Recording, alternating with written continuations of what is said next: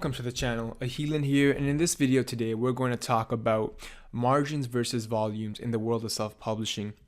This is a controversial topic that you hear a lot of publishers talking about, and some publishers gravitate towards pumping out hundreds of books to be successful, and others who don't publish as much books but make a higher ROI on the quantity of books they publish.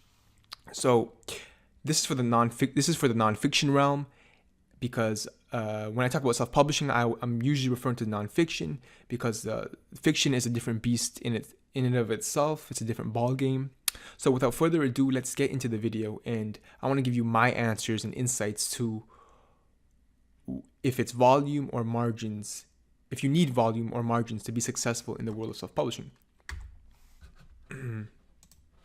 So there's two types of business models out there with self-publishing, right? So you got volume.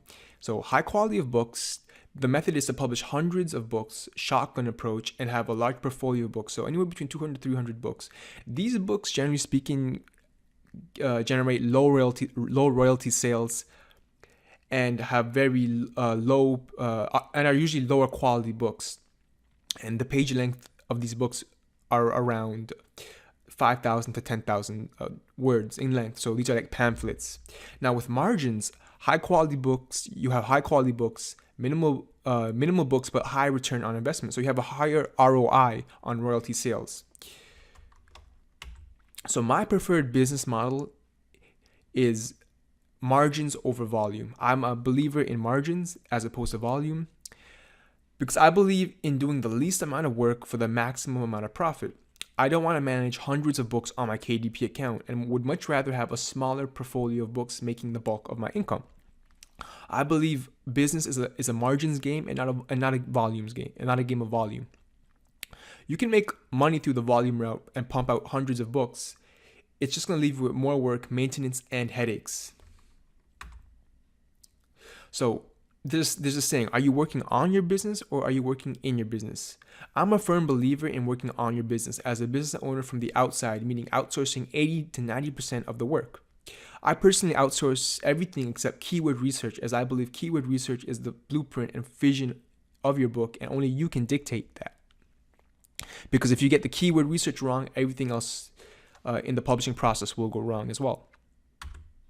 So efficiency. Focusing on margins makes your publishing business more efficient.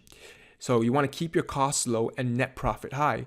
Funny thing is, you see things like drop shipping and Shopify, and a lot of these supposed gurus claim to make income claims of 20,000 to 30,000 revenue, when in actual fact they've only made maybe 5,000 in net profit. So when you're talking about money, you always want to know the net profit, because business is not about how much you make, but it's how much you keep. So that's after expenses and taxes, and that is your net profit. So why would you ever want to publish hundreds of books on Amazon? Volume is a viable route to success, however, it's more tedious and time consuming. I got into self-publishing due to passive income, automation, and leveraging systems to work for you, so I could have time to do other things. So I can do more important things in my life, work on other businesses, and just have my self-publishing business automated for me. So here's the truth. Eventually, all books will fall off and lose their momentum, right? Because there's always going to be competition on Amazon, and the more self-publishers that flood the marketplace, the more competition there will be for you. So you can minimize this by using Amazon marketing services for front row exposure and drive traffic externally. So driving traffic externally means blogs, websites, etc. So self-publishing is a great money-making opportunity, but I would never ever recommend anyone solely depending on Amazon for their income, because Amazon can terminate you at any time, at any point in time, right? They can terminate you for whatever reason they want. It can be some BS excuse, but when you sign up for the terms and service of agreement, you're really at their mercy. And the interesting story is, actually recently I'm waiting on an ACX payment from Amazon that's about $3,000. I made about $2,940, so $2,940. So it's basically $3,000, and I still have not received that payment. But because I have a diversified portfolio of income streams, it's not as bad as it could be. But just imagine if you were just depending on Amazon for your income, and you have these delays in payments. Apparently, it was some glitch that affected a bunch of people, and I was one of those people, unfortunately. But again, these things happen. That's why depending solely on Amazon for your full-time income is not a wise decision. So if you're going to publish, focus on margins, high quality books.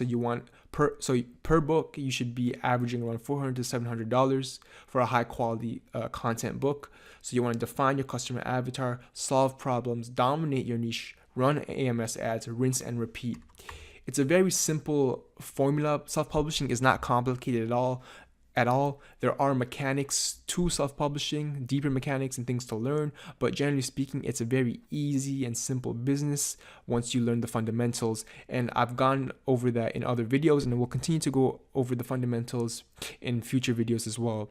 This is going to be all for this video. I hope you found it insightful, you've learned something new, and I'll see you in the next video. Thanks for watching. Bye.